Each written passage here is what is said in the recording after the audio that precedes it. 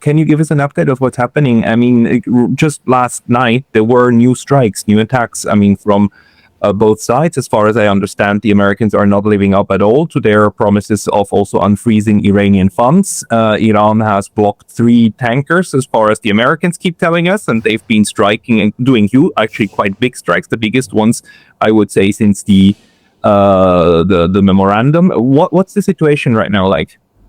Well, there's no surprise, I'm sure, that the Americans are violating the MOU that Iran and the United States agreed upon.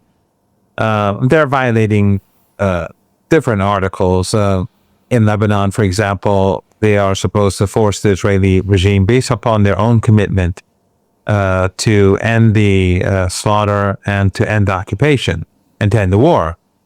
And just the day before yesterday, they murdered the Israeli regime, a young woman who was the principal of a school, her husband, and their maid. And they're constantly bombing the country. So that's one violation. And among the other violations is, of course, not releasing Iranian assets that were stolen, which was supposed to be handed over to Iran already.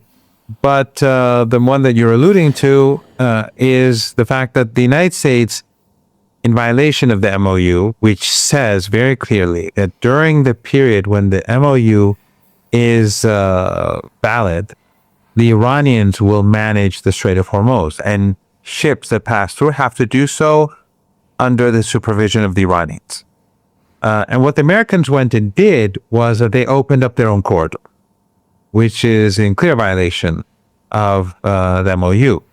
And so the Iranians have been warning ships for many days now that this is not acceptable and they have to move back and forth under Iranian supervision.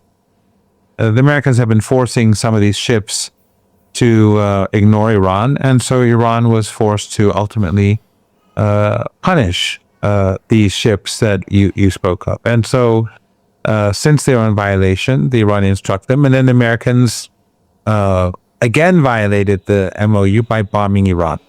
And Iran early this morning retaliated by striking U.S. bases in Kuwait and Bahrain.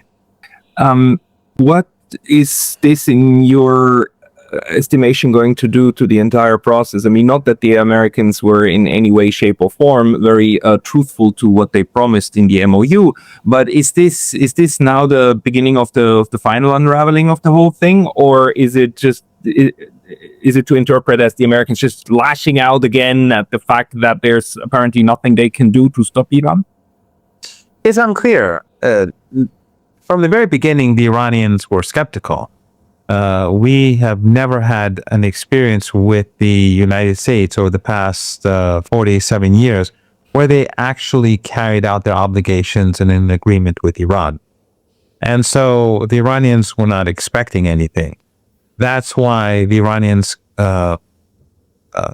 constructed the detail, the agreement with important details that give Iran leverage. In other words, the Iranians, when the Americans refuse to abide by their commitments or try to cheat Iran, the Iranians have leverage within the framework of the deal to put pressure on the United States.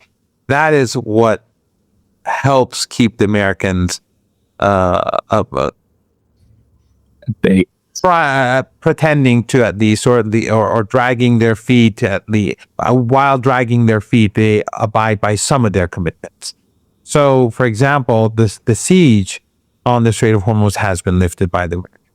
And the reason is that if they impose the siege, Iran will also impose a ban on ships moving through the Strait of Hormuz. That's the only reason why the Americans have lifted the siege. And if the Americans refrain from carrying out their commitments, as we are seeing by not handing over Iranian assets, by trying to undermine Iran's authority over the Strait of Hormuz, by allowing the Israeli regime to carry out slaughter, then the Iranians will be able to slow down the pace in which ships pass through the strait. And that, of course, puts pressure on Trump and the U.S. economy. So at the moment, the U.S. is in violation. And it's not in American interests. If you recall, Trump himself, when he was trying to justify why he signed the MOU, he said that our energy reserves are very low and there are only 4 weeks left. So, based on that assessment and that admission by Trump, you would imagine that he would be very keen on fulfilling his side of the bargain.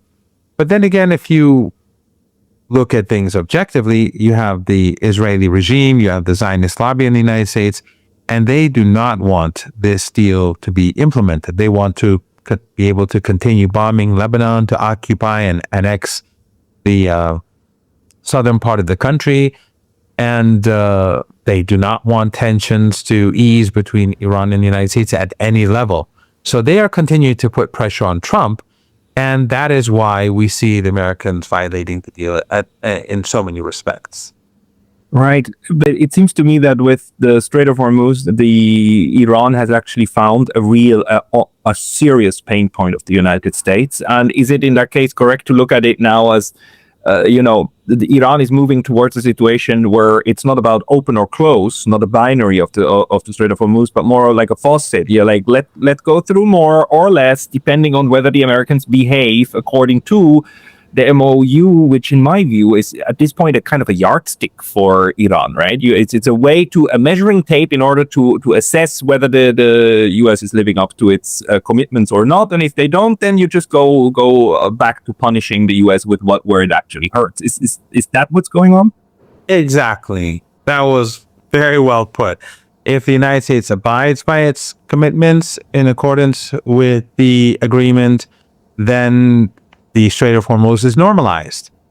And if the United States refuses to abide by its commitments, depending on the degree to which it refuses to do so, then the Iranians will be able to limit the number of ships that pass through the strait. Of course, Iran also has another form of leverage, and that is the nuclear program. The Iranians have said that if the United States does not abide by its commitments, we're never going to get to negotiations over a final deal with regards to the Iranian nuclear program and the broader sanctions regime. So if Trump wants a deal over the nuclear program, he has to abide by his commitments. If Trump wants the flow of energy and other resources to pass, to go through the Strait of Hormuz like it was 5 months ago, then he's going to have to abide by his commitments.